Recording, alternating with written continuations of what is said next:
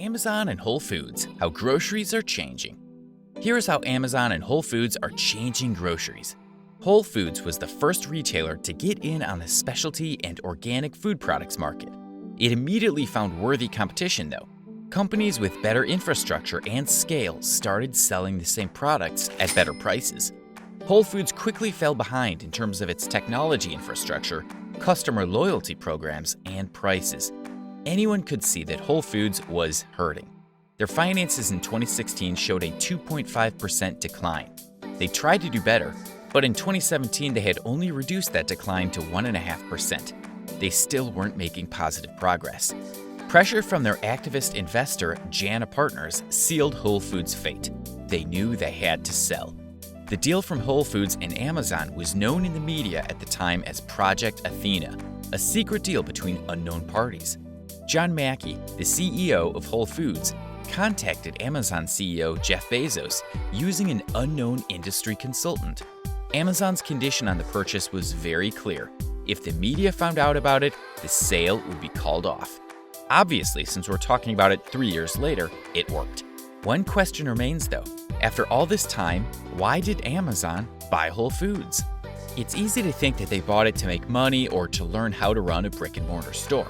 Neither of these things is true. Amazon bought Whole Foods because it wanted to learn the grocery business. It did that because it wanted to turn grocery store customers into online Amazon shoppers. It's possible that they haven't figured it out yet. But even as Amazon continues to use its massive resources to try and create demand for an online grocery store, we can see that they've already done to try and create this market. In the 3 years since the purchase, Amazon has made some major changes to Whole Foods. They're clues to help us learn where they could be taking it. First of all, Whole Foods stores look completely different. These stores serve Amazon as a way to minimize their return, delivery, and marketing costs, as well as another outlet for their retail products. For instance, the Amazon Echo is being sold in Whole Foods stores. They advertise Amazon Prime discounts, which in some locations include free delivery from Whole Foods stores to Prime members. The plan seems to be to take this deal nationally when the time is right. Amazon has also set up delivery lockers in Whole Foods stores for Prime members, another way to reduce shipping costs. With the Whole Foods brand, Amazon faces some new challenges.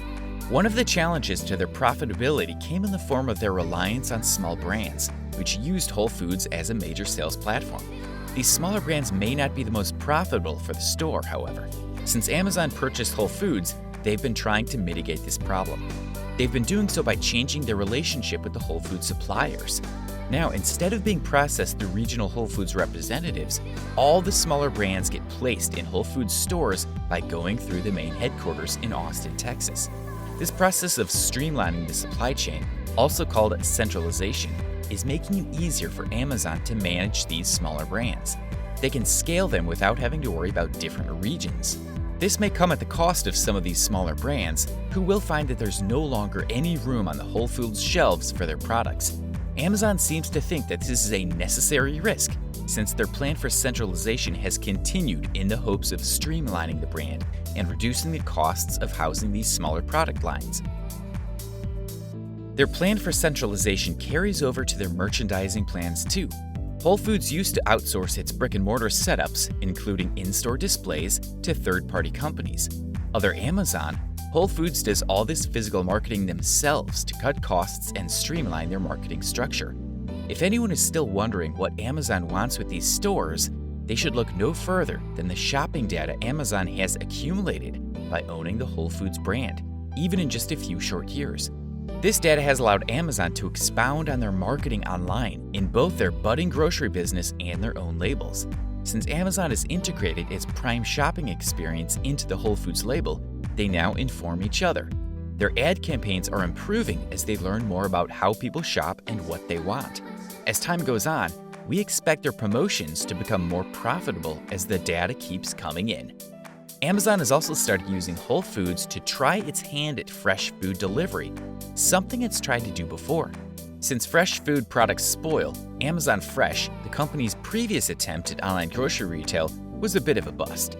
It wasn't cost-effective to ship fresh food, and the prices drove people back to brick-and-mortar stores rather than to Amazon. The Whole Foods brand has given Amazon a way to start trying this again by enticing people to use a service dedicated to groceries. It doesn't feel as much like a risk to buy food through Whole Foods online like it might have been through Amazon Fresh. What does this mean for the future of grocery shopping? The purchase of Whole Foods by Amazon has scared a lot of mainstays in the industry. Walmart and Kroger stocks are going down as many big chains are trying to compensate by upping their technology. Adjusting to be more competitive in the modern market is essential, and stores like Walmart and Target have made deals with e-commerce companies, online shopping carts, and meal kit brands in the hopes of taking advantage of the budding online grocery market. Unfortunately for them, Amazon has the advantage when it comes to these technologies. When retail strategies are going poorly in the stocks of most retailers, their shareholders lose faith. No one will ever lose faith in Amazon, whose stock is the most valuable in the world. This means that Amazon's experiments won't damage it in the long run, giving it room to try out new things and iron out the kinks. To compensate, other retailers are pushing the one thing that Amazon hasn't figured out how to provide yet: fresh food. Like we mentioned, freshness is the unsolvable problem with online grocery shopping. In-person food retailers are responding to Amazon's competition by pushing private label food brands and fresher food. They're getting people back into their stores by giving them only what they can offer. This is one area in which Whole Foods could be in trouble. As the main launching point for many specialty brands and organic food products, Whole Foods was built by the brands that are now turning to other in-person stores to manage their products. Where the industry is headed. By emphasizing all this private, organic, and specialty food, the industry is changing.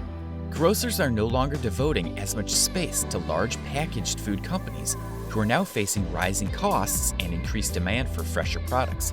These companies are making mergers of their own, hoping to stay profitable. It's too early to tell how Amazon's impact on the market will affect the brands most of us are used to seeing, like General Mills. It's safe to say that there will be some effect. What can we expect to happen now? That's what a lot of investors, small and large retailers, and customers are asking. A few things remain a little foggy. First of all, we're not sure yet how Amazon plans on distributing its Whole Foods brand online, since the old deal with Instacart is probably not going to last long. Whole Foods as a brand in general may not have a large enough supply network to meet the demands of Amazon's grocery plans. Some people are considering that Amazon may have another deal in the works to reassure their position. There's also the pandemic to consider at this point. An already strained relationship with United Natural Foods, Whole Foods' main distributor, may bring up contract disputes that change the landscape of the grocery sector as a whole.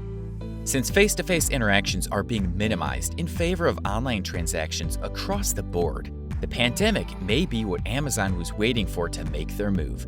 As people are getting more used to buying goods online and more familiar both with e-commerce and online delivery systems, Amazon may have the space it needs to grow out its grocery brand and secure the distribution it's been looking for.